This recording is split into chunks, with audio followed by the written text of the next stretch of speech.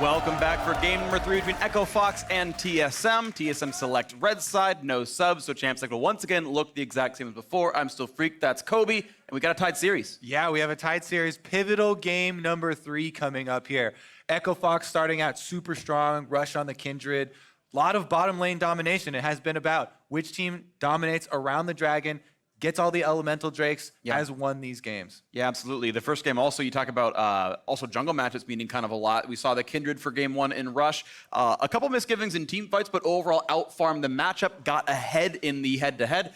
You switch it over to game 2, Kindred was banned away, He's on the Jarvan, Rek'Sai here for Akaadian, and it was night and day. Akaadian manhandled that matchup over there.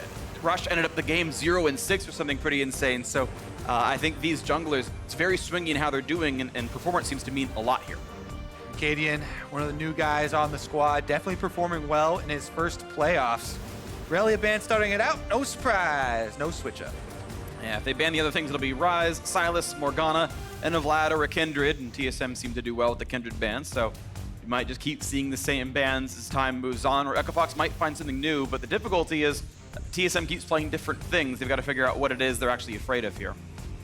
All right, what combinations are we looking through? There are some other options as well, making adjustments from last game to this game that Echo Fox could make.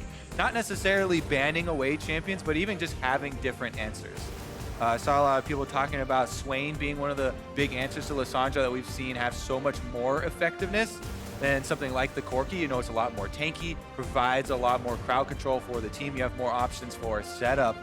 And that can also work better with a jungler early on. So Fox taking their time. It's still going to be the Akali ban. So these 5 bans remain the exact same throughout the whole series. TSM won by banning Kindred. We'll see if that reprises its role. And indeed, there's the case. So same beginning of the draft as game 2. Yeah, they don't want to have to cede any sort of early game control. You want to be able to take the matchup, be super confident that, you know, it's not going to be this early. Well, going to be a similar start out here. Rush once again, back to the Jarvan. Yes. See if the answer is the same from TSM. Now, the analyst has talked about this, and they had differing opinions. Crumbs is saying Jarvan is just not viable against TSM. They're playing too safely in the early game. You're not going to get what you need. And Hai and Co were saying that, well, as long as you don't pick 3 losing lanes, you can make it work and find those plays afterwards. So we'll see if the draft looks different for the rest of the Echo Fox lineup. Also, to me, Jarvan does scale more than something like a Rek'Sai. Jarvan brings attack speed, AoE buff to the entire team. Very effective early on. Can build tanky initiation for the team. So there are a lot of options. One of the big things about the popularity of this champion is its versatility. Speaking of versatility, Echo Fox back on the Aatrox train, the top laner that won the previous game, and Solo had a very, I would say, good game on Aatrox over there in that one. So a bit more comfort and can be a strong laner, of course, advantageous in a lot of matchups. Good into Vladimir heads up because the chain now works through Sanguine Pool. You can get the damage output there. 3 Hakuho Braum games in a row, 3 Galio games for Smoothie in a row. All right, TSM not changing much up either. Lissandra back on the table for Bjergsen. Ah, there it is. They get the counter for the bans come through. That's what Echo Fox, well, didn't have to face over in game 1, but TSM realized the Jax didn't work, so now Hecarim is the pick of the day. And let's do a recap why Hecarim, even before the changes recently, was a good matchup into Aatrox with the extra speed. You can take Ignite, you can go for the all-ins. Now, you also get more damage by stacking up your Qs in lane. As a solo laner, he gets a lot more levels early on, so you can be much more of a bruiser. You don't have to be a mobility boots, lethality, one-shot rocket like you do from the jungle. And we are expecting this to be top lane, but I mentioned jungle because it can still be flexed. It can be. It's just less popular to be a jungler, but certainly a possibility. All eyes point to top lane, but if there's something crazy coming out, and there's suddenly this even crazier matchup and a comp synergy that makes sense, then maybe we see it. Hecarim Galio, certainly a great delivery system as well. So TSM, well-rounded. They should have a good advantage top lane. They should have a good team fight presence as well. We saw Bjergsen really explode on Lissandra, able to follow Akaadian around. I'm curious if Echo Fox actually bans some champions away. Will Rek'Sai get dropped off the table? Will they actually keep Akaadian from having the kind of game he did in the previous? Looks like they are also looking towards the bottom lane, like everybody else. That Kalista last time around, so much different for TSM. Completely different look. Wow. Where they were very aggressive, and they actually ban out the Nocturne. They don't. Okay, so that can oftentimes be, looking at possible split push but even just snowballing lanes ahead with Hecarim. Hecarim plus Nocturne, Lissandra, Galio dive is like the most insane dive comp. So any sort of marksman is like, yes, please ban some of these pieces. And Zven even fits alongside it. This is actually one of the two perfect picks. I would say Ezra being the other one of I can press R and also hit your backline. So good luck being anything.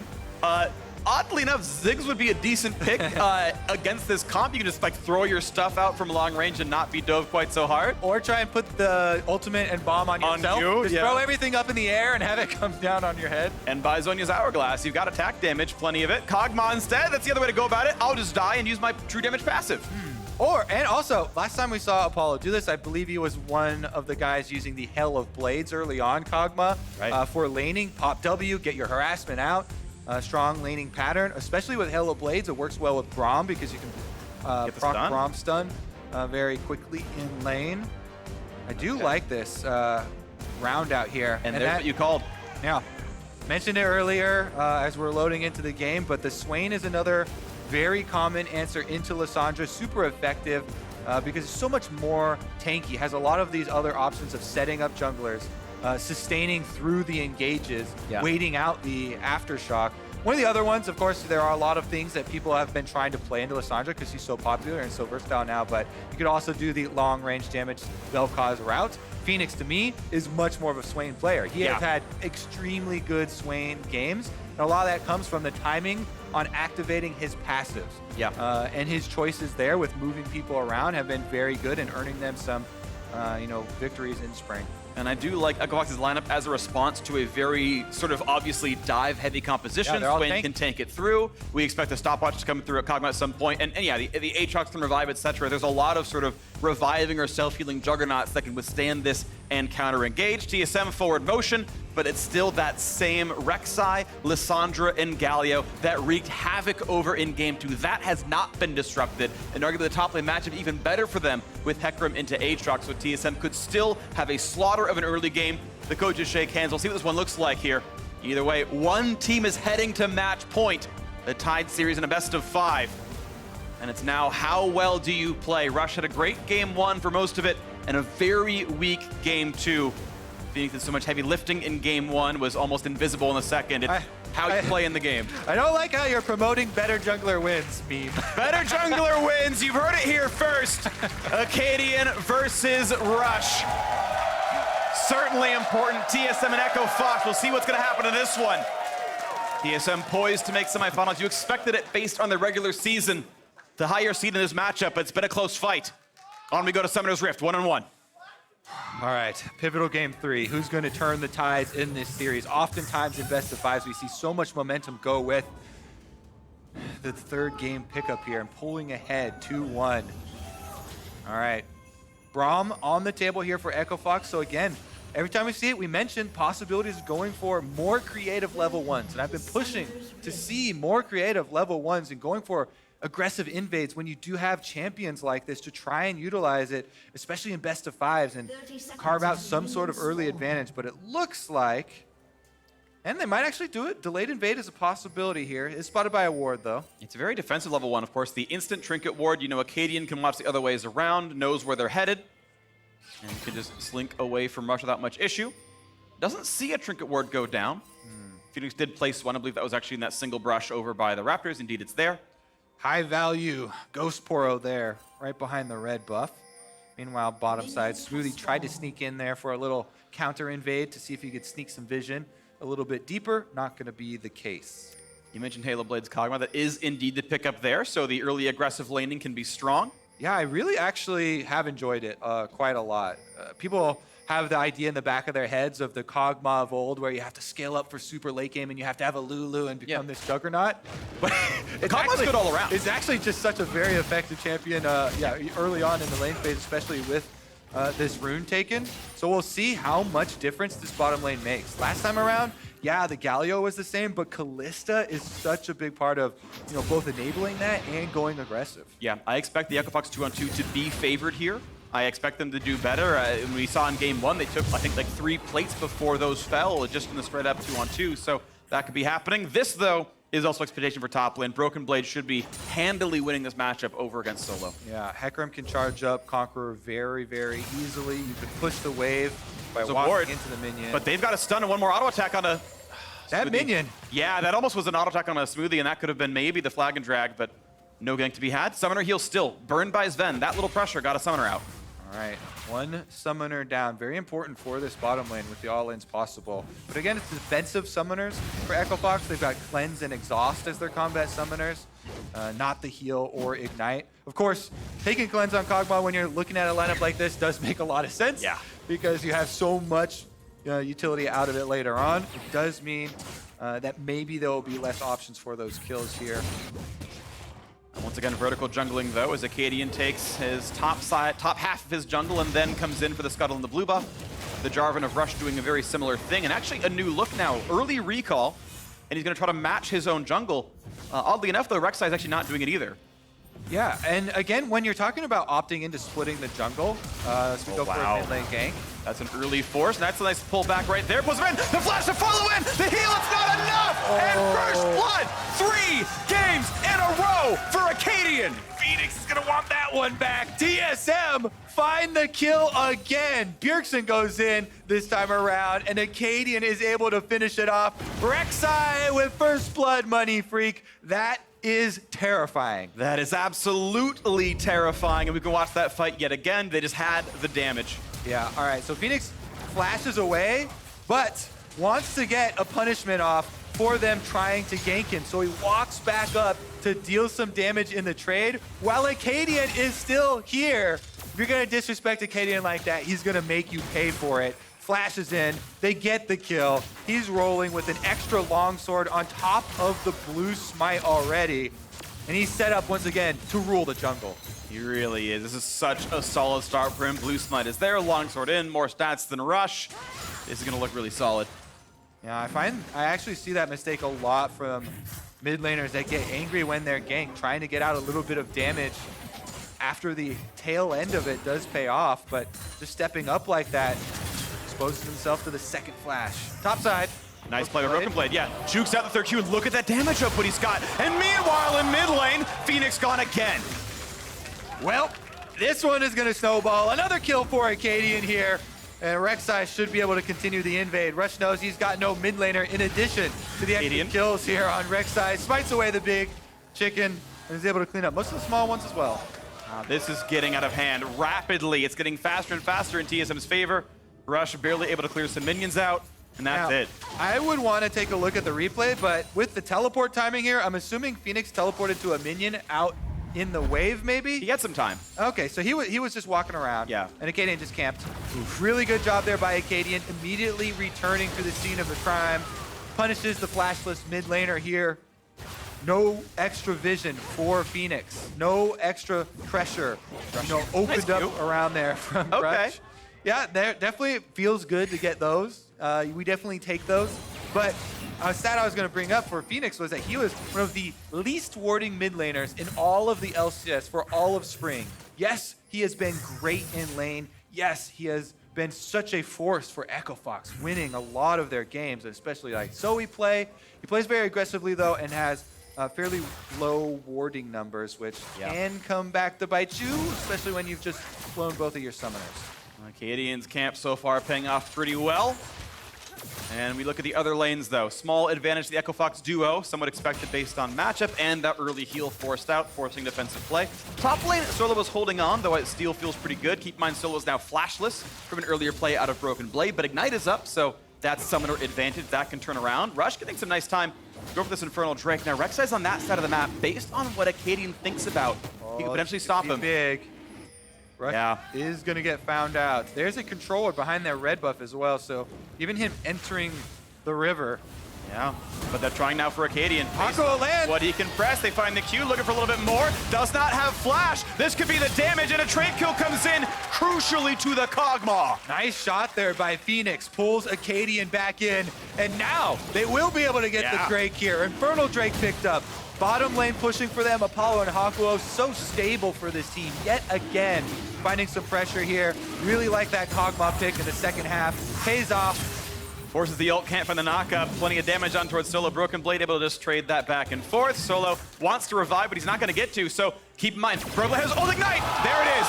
Doesn't even need to press it, but does gets the kill. Solo 1v1. Yeah, I mean, especially Conquer On, you got to see that one coming. He just goes for it right under the turret. Immediately takes down Solo. Is rewarded for his kill. Goes for the engage on the mid lane as well. He'll live. All right, Akaadian knows that he's gone too far. He walked back right there to try and dodge out a Braum Q, but Hakuho still able to hold on, still lands it, and the collapse from Echo Fox able to take over control of this river. That is pretty big for them. Oh, Broken Blade stayed so long, and Rush gets back on the map. He's going tank once again, gets a solo kill. Doesn't even get a play. I don't know what Broken Blade quite stayed for. Yeah, this series really been back and forth, and game 3 gonna be no different. Echo Fox still fighting here. Yes, they are still down 1,000 gold even after this kill, but they've got a ward on it the whole time, so he knows he can flash for it. Gets in there with the knockup, with the slow, has ultimate to dunk, and Rush finds some gold for himself with this very important after they just killed Akaadian to put a stop to this Rek'Sai snowballing. Rush is now a level ahead with that solo kill experience. That's some nice stuff. We're gonna go for this blue buff pretty quickly as well. That'll be an easy handoff to Swain. Get it low enough and the W can take it. One of the nice things about Swain, you don't have to actually leave your lane to grab your buff. Yeah. Solo is gonna walk around and say, hey, are you safe? Here's a control ward. That, okay, it's enough, good. Sauron is watching. Don't take that blue. Meanwhile, only one ring, which is all you need for Fenix on that Sauron-esque champion. So I guess he's all right. Still a 1,200 gold lead puts TSM ahead. There's a quick grab on the other blue buff, and we've got a fairly close one here. And I'd say the biggest discrepancy in this game is if you look at the mini-map right now and where the vision is. We've got so much of the Echo Fox vision up on this top side where TSM do have the winning matchup. Meanwhile, all the control wards for TSM are again focused bottom side where they're heading right now. Bjergsen roaming past their control wards, able to control so much of this jungle. Echo Fox's own red side is dark to them. Yeah, and I actually like where he set the Scars Bloom and actually looks for if Rush could have been down there, looking over the red buff and the Krugs. It wasn't on either, but Braum saw that Bloom. They knew where Bjergsen was coming and that he's going to stay safe, and now Rush is back in. But Broken Blade gets to kill the control ward and continue his pressure running around top side. Yep, very strong winning matchup on the top side. He's got his kill onto the Aatrox already for the extra money. Early Ninja Tabby boots, plus the parts of his Phage. Feeling very, very confident here. Pushes up, goes for the invade, and TSM keeping the pressure on. And Kobe, those wards you circled 20 seconds ago, they're all gone now. That's all been swept, so now that top side safety is been revoked. And Solo, though he has ult and flash, probably has to feel a little afraid of what might go on here. Dodges the claw. That means there might be a play on towards Bjergsen, but has flash up. Can easily get away from Rush. Will do so. Bjergsen's running into a dangerous area here. As you mentioned, Echo Fox no longer have vision, so you can't over chase in situations like that. Rush does find Akaadian at the Rift Herald, though, chases him off and ensures that they won't take an extra objective. Still has the extra level lead here currently over Akaadian until those Krugs get picked up. Yep. Now level lead for Bjergsen, of course, as well, and 20 CS. Rush gonna see that Broken Blade is here, but he needs reinforcements. This is not an easy 1v1 to win. Careful. And Akaadian's nearby. Doesn't land the Q, so there's no ult just yet. Jumping forward, has to flag and drag away, stays alive. Broken Blade, will he go for the engage? Yes, ult, E, a lot of damage. Rush's days are numbered. He's gonna fall. A couple more shots will do him in, and there's that kill. Now Solo, 1v3, looks for Broken Blade. They've got Swain. They might just get the trade kill, and they do. Now on the backside is a stun. That second kill picked up. Akaadian can't run away, or can he? They finally get the trade. A 2-for-2, and Fenix picks up a big kill. And only the mid laners are left standing here. Double buffs go over to Fenix. Health advantage to Bjergsen, though, and he gets back to the wave first to push it in. What a collapse. Both junglers, both top laners going down in that fight for that scuttle. Well, top lane waves the equilibrium. That's not going to be too much of a problem. Nice by Bjergsen. I like that he got the plate. He got the aftershock to trigger. That was pretty cute. Yeah. He's going to force a bad recall out of Fenix right now. Bjergsen can shove that wave in easily. Force the TP out. That plate money is extremely important, and he activates his claw a little bit early, so it's not at the very end point where Fenix is throwing. They never move, pull him back. Here's another look at it. Rush waiting. Fights over initially these honey fruit. Scuttle Crab here just wanting no part of the battle. Akaadian comes in to even up the 2v2, and Solo does not get the first Q. Immediately pops his ultimate and tries to turn around this fight, but being stuck outside the Jarvan Cataclysm, he couldn't add any more damage. So that means Fenix will take it into his own hands, flashes forward over the wall. Swain doesn't have to be scared there with the ultimate on. And Bjergsen actually left Akaadian quite early, doesn't stick around. They didn't think that they could win that 2v1 at the end. Yeah, in retrospect, it was close, though. Phoenix did go down about 300, and Bjergsen's next round of cooldowns might have come back up. It's hard to say, but he chose safety. Now Broken Blade goes to the trade, able to outplay Solo's Qs pretty well, and I was just standing the whole way through. All right, let's take a look. Infernal Drake on the map. Junglers circling through the river, trying to get vision once again. And it's going to be about how quickly can the lanes collapse. Bjergsen is first to push in mid. He roams down. They ping down Broken Blade on the Hecarim, even walking through the river. I think TSM have this one.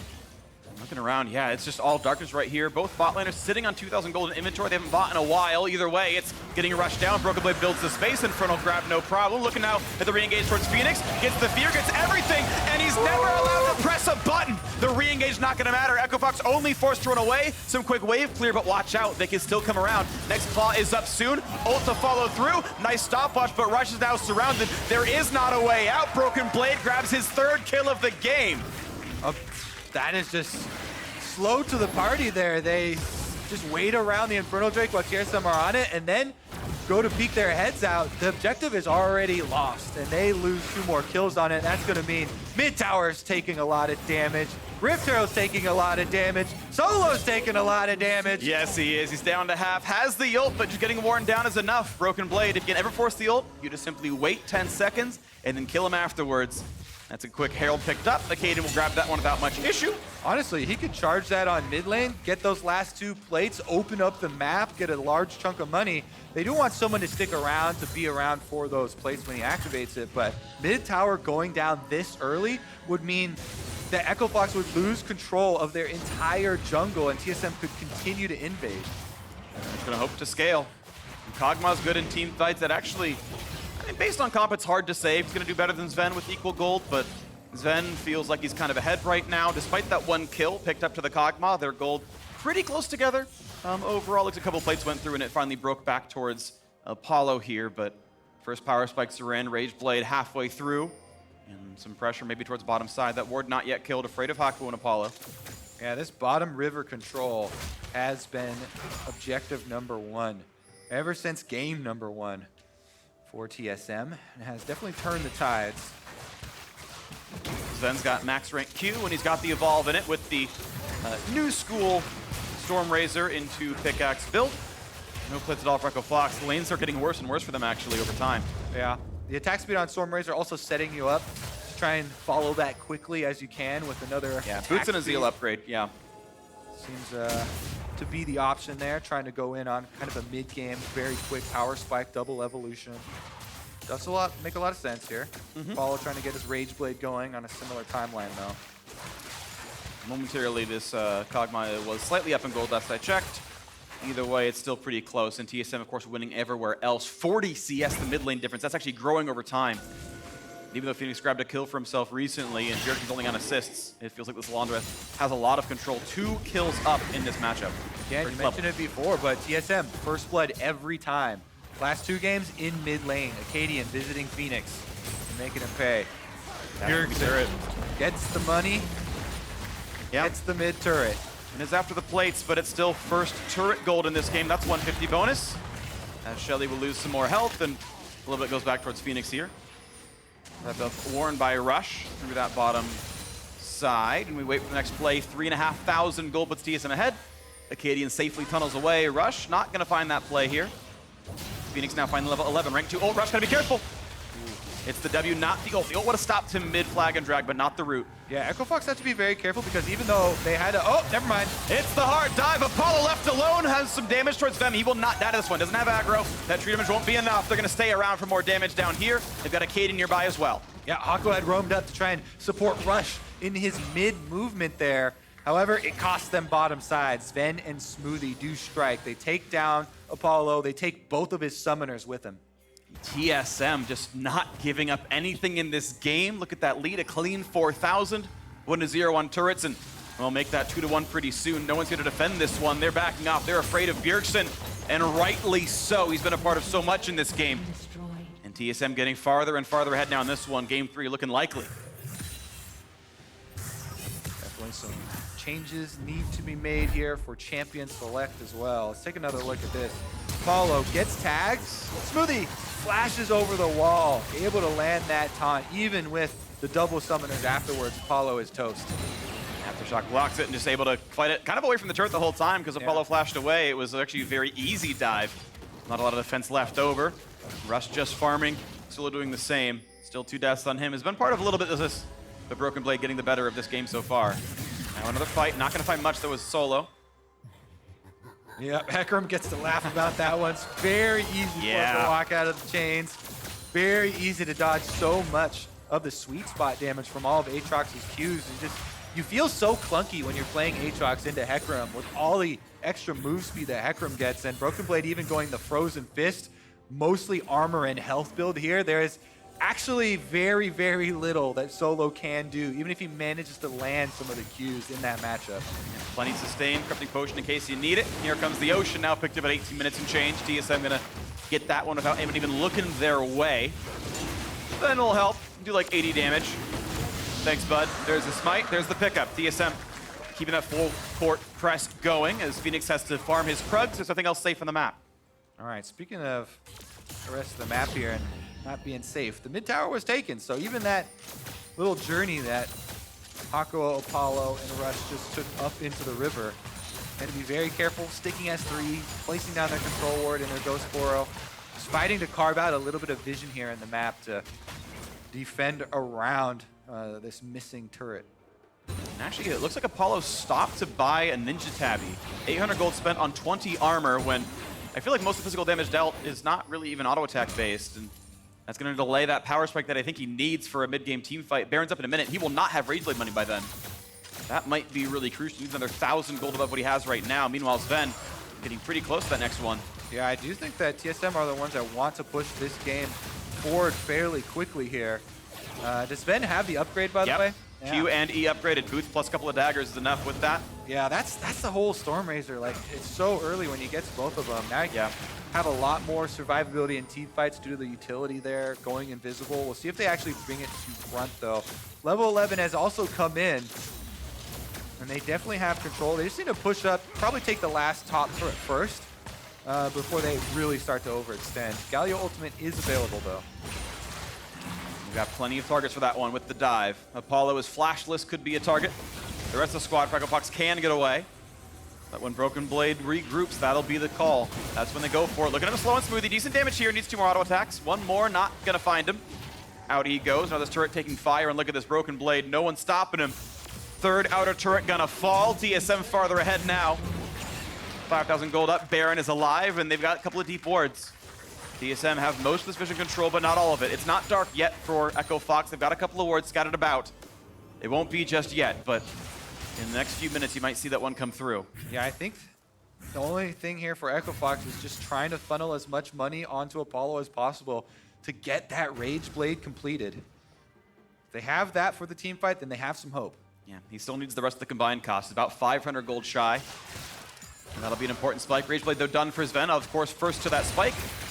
And that could be pretty meaningful if they can find that battle. Broken Blade grabs the blue buff himself. Now keep in mind, he gets nothing except for mana out of that. He's already max CDR, but grabs it all the same. All right, bottom side, he's gonna push up as well. Pretty easily here for TSM to just default into the 1-3-1. Broken Blade and Bjergsen both have their teleports ready. Their mid lane is actually very defensive here. Kai'Sa, as we keep mentioning, has the E upgrade, can get out of most of the engagements there from Echo Fox.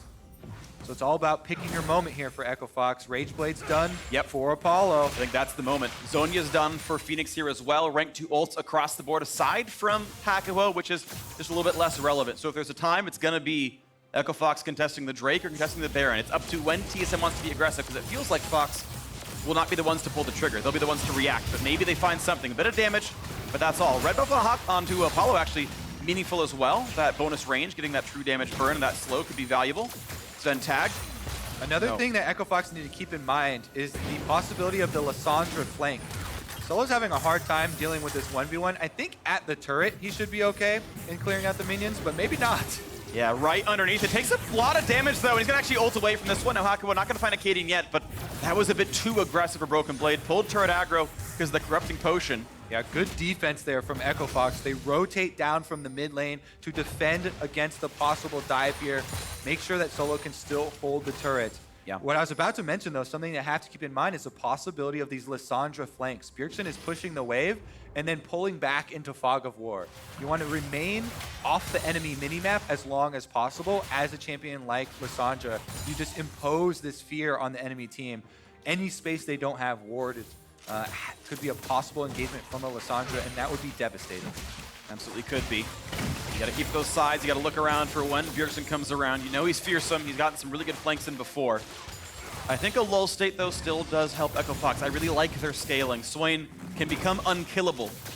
I think he can withstand a Kai'Sa even in a 6-item state and kill her first. But I still think it's TSM who must be aggressive, and they've got the tools to do so. That leads still exactly 5,000. Now, right now, they are rotating Broken Blade up. I think they just got spotted. But they're possibly going for a collapse there. Dragon's about to spawn. Yeah. It is a mountain dragon, so not the most Fox critical. Bjergsen can TP. He's back in base. He's got to get a regular ward to TP onto. He's Here pulling it right now. Coming in through the jungle. Echo Fox have to realize this and get away. They can find the engage. There's the stun. Out goes Apollo. But here comes Hecarim. And goodbye to the butterfly. The re-engage comes across, but do they have the damage? Fenix must carry it. Does he have it? The dunk in from Rush. Bjergsen's low. They get that first shutdown. 4v4 Solo. Cut down, though, already. And Rush has nowhere to run. They're going to find all of these kills. Rush and Hakuho, the last one's alive. There's 4 quick kills picked up. And poor Braum is going to try to run, but he finds a new friend, and he's pushed away. TSM, a 4-for-1 team fight. They can take whatever they want. Mountain Drake, not even in their eyes. They're going top side. They're going towards that Baron right now. Hakuho's running for his life, throwing back those Qs over. He's gonna tower! At least the execute. He waited out the 10 seconds there. It is going to be very futile because TSM will pick up the Baron.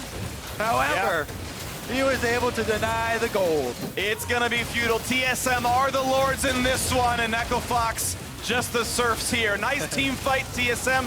Get the ace, only lose one. Baron buff on the team. They are smashing this game. TSM. We were just talking about a Lissandra flank freak. Here it comes. Bjergsen's able to find the teleport in on the Rek'Sai tunnel and goes straight for Apollo. Dive composition fully operational. Broken Blade then ults Apollo with the Galio coming in on top. And even though Fenix on the Swain does create a lot of space, causing TSM to flash out, picking up the 1 kill, there is no damage source here. The Kog'Maw taken down at the beginning of the fight without being able to get off any auto attacks means that the rest of members of TSM can clean up Echo Fox. There is nowhere to run. Yep. Bjergsen running flash ult just to get sums out of Apollo. Easy cleanup there on the Broken Blades end, and they worked really, really well. So now Baron buff on, I think the entire squad. It looks like it's orbiting Zven as well. He respawned in time, so easy pickups, and it wasn't Zven who died, it was Bjergsen. I gotta look for him, but either way, it's looking very, very good. TSM, look at that lead, 7,500. I think it was Akaadian, so we're all good. All right, we're gonna find out. Either way, Bjergsen has 1 death. I think it was him. It doesn't matter. Looking at the engages, Echo Fox not going to find that Q in, though. Looking at something. We can see both solos are visible. Broken Blade and Bjergsen. Only one has TP. Echo Fox just not finding their way in on this one at all. All right. Slowly check. Don't have to be too cautious here. Apollo's waiting for the stun. Not going to go for it. Okay. Yeah, they're just trying to defend right here. Everybody split out. Both teleports are technically available, so they could have the teleport advantage with Bjergsen on Lissandra being the one that can't join. But he could try and interrupt Fenix. Bam. The turret goes down. Demolish working well. Baron buff on the 5 of them, it looks like. And TSM, look at this now. 4-0 in turrets. Gold lead 8,000. And change. Here comes the dive, possibly towards Solo. Lissandra over the wall. Nope, just for the turret. And that'll be a clean pickup there as well. 5-0 now in these structures. Fenix not in range just yet. Out goes Broken Blade. All right, TSM finishing up on the turrets here. 1 secondary turret left, bottom side. Can't quite crack this one with all of the Echo Fox defense set up here. Akaadian, though, has been controlling vision through the jungle, so they're threatening once again. Baron buff goes down. Conduct Zven. They should have what they need for it, but Rush doesn't press the button. Instead, they've got the rest of the team re-engaging on them, and Hakuho is not going to have a health bar for very long. There's the fear in the dive in. Can't quite kill off Rush. It is a trade of kills, but getting rid of the top lane is a pretty big deal. Rush going to drop right away, but can Kog'Maw re-engage? Here comes Bjergsen, finds the stun. In goes Zven. Down goes the Caterpillar, and down goes the rest of Echo Fox. The quick revive, and down is Swain. And Solo's left alone, true to his name. He will drop the second ace in a row for TSM. And TSM with Baron buff on, and every Echo Fox member in the death chamber will walk straight into the base. The crowd knows who's winning, and so do the players. The bottom inhib gonna drop in 15 seconds, and any of the meaningful respawns, they're gonna go right for the Nexus, and they should have the time that they need. TSM a game away from making it back to semifinals. What they did last time in summer, and getting revenge against Apollo, Hakuho, and Solo. Looks like they got the time, going for the shots, going for the quick KDA, and there goes the Nexus. TSM, one game away from semis.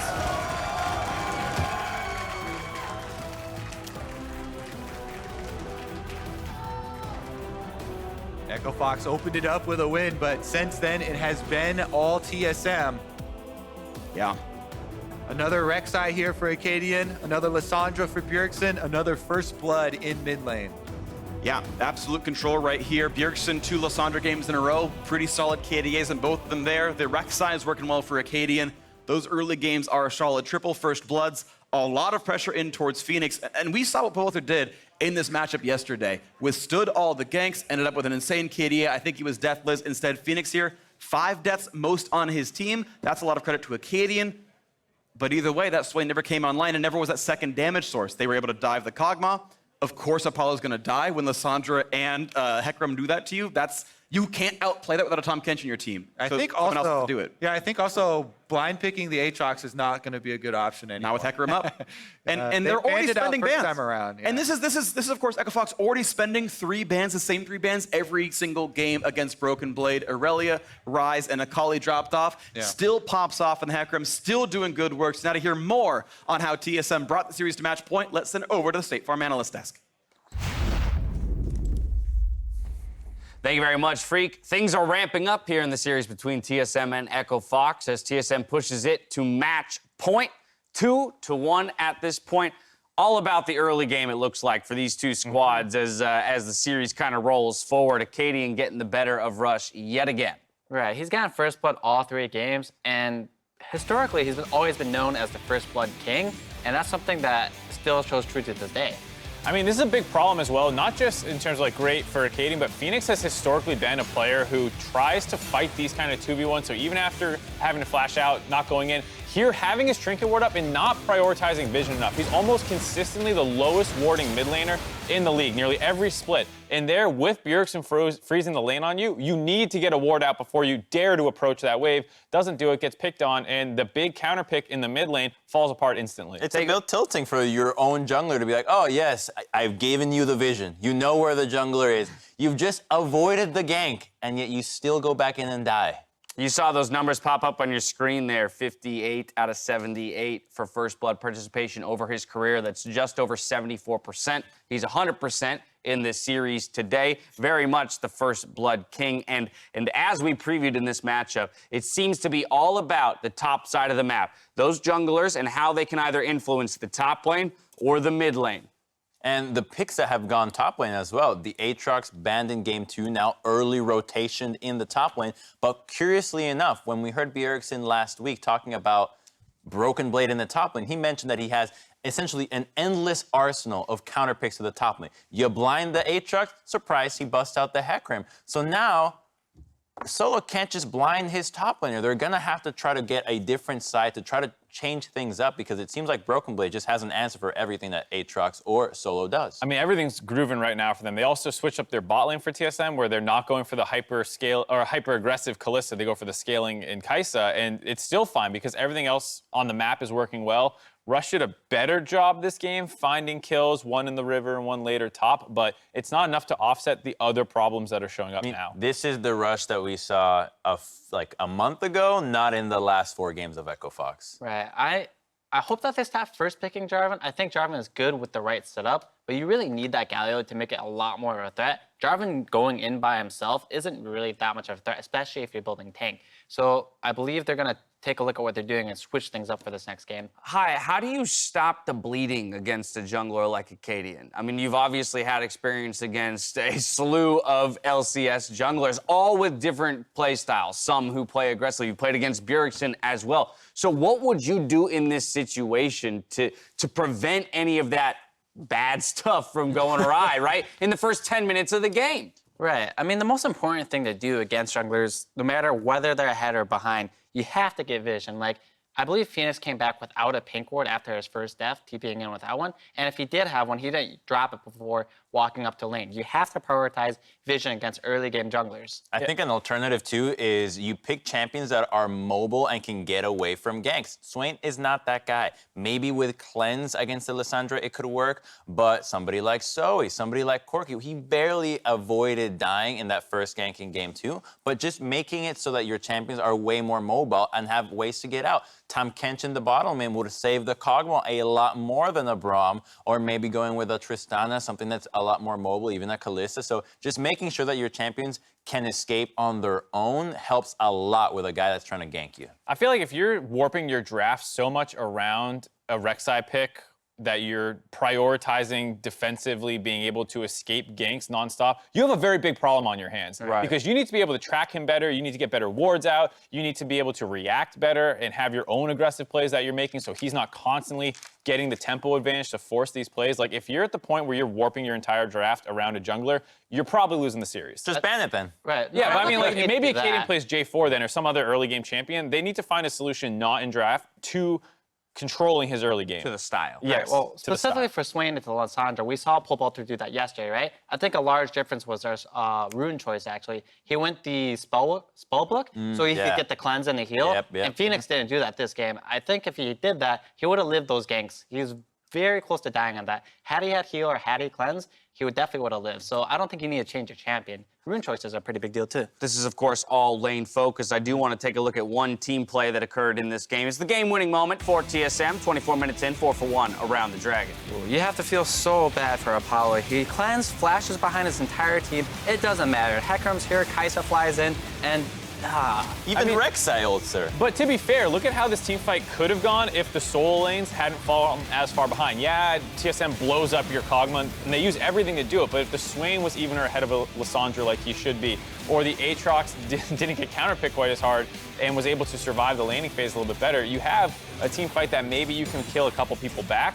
At the end of the day, But it's that's still not very winning hard. a game. Yeah, Kog'Maw's still not dead winning. at the start of the fight. Kog'Maw's dead at the start of the fight. I think, to Crumbs' point, like, if you can find a better defensive support, maybe, but at that point they had already picked the Braum, so it was too late in the draft, and it feels like everyone wants more priority in the Echo Fox draft. Like, we need to save our support for a better bot lane matchup. We need a better top lane matchup. We need a better mid matchup. And it starts becoming like, well, what do you do? And now, Kench. well, so let's answer the question, what do you do? But in relation to Rek'Sai. game 4, well, guess what? They're not going to Rek'Sai. Okay. So, I was sorry to bait you for that answer, only to then give you the information that they're not doing it. And so then let's talk about that. Is this a crucial misstep from Echo Fox? You need to put 2 wins back-to-back. This is your last opportunity to choose your side, as even if you win this game, TSM gets to select in Game 5. Is this a misstep by Echo Fox to never go to red side and give themselves that drafting opportunity? You know, when I was thinking about this yesterday, why the team is picking the same side over and over, and it's happening here again, I'm pretty positive it's because throughout the entirety of the week, they've been scrimming on one side only, and they know that they can choose that side over and over. So for all the teams that are in quarters, throughout the week, they're scrimming on one side only. They request blue or they request red, whatever team they are, and that they're just sticking to their practice. I mean, maybe they're doing that. I hope that's not the case, because if you look at what Echo Fox is doing in this draft, you're first picking Jarvan, which is doing nothing for you, and then you're not getting counter picks in lanes and getting destroyed for it. I think it's the kind of thing where I would love to have seen them swap it up, and if they've only prepared blue side strats like the Season 2 CLG excuse from Worlds, like, It's that you're then going to that's lose. unacceptable. You're going to lose. Dude. Yeah. We saw them first pick Jarvan like all the last 2 weeks, right? You didn't have to watch anything. You're like, oh, it's the same strategy all over Yeah, again. but it's not working right now to the point. So you got to find something else to do. And if maybe they can still make adaptations, it's not like blue side, red side is the only thing you can do. That's very high level. I want to distill this down just to something that's a little bit more metabolizable. Wow. If that's a word. It is. Okay, great. It is now, right? Given that they are remaining on blue side, this game, or this series rather, seems to be determined very much by the early action that's happening. What are 1 or 2 key factors for Echo Fox that might catalyze them in the early game to strike back? I would say they can change up their bans. I say at this point, just toss out a ban to Rek'Sai. Like, why not? It's destroyed you 2 games in a row. No matter how good you think you are, if the champion is beating you, just ban it. Throw away your ego, throw away your pride. Just ban the champion, make him do something different, and try and get that Kindred again if they don't ban it out. Look at what TSM did in game 2. They lost against Echo Fox. They banned 3 out of the 5 champions that they picked in that game, right? Like, that is just saying, show me something new. They got to do the same. Lissandra, Rek'Sai 2 times. Like, come on, you guys got to make TSM show something else. Perfect. Thank you guys very much. Confirm metabolizable is a word. All right, now TSM are a game up. See if Echo Fox can even the score in game 4. Don't go anywhere.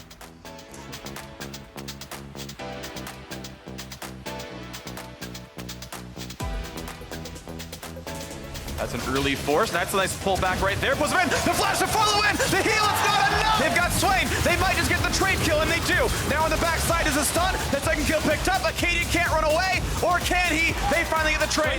Swain flashed in. I go Aatrox. Bomb flash. Come back on this side. How many? Yeah, we got him. We wgot him. Is this Baron or is this? Yeah, we got Nash. We got Nash. Here comes Bjergsen, finds the stun. In goes Zven.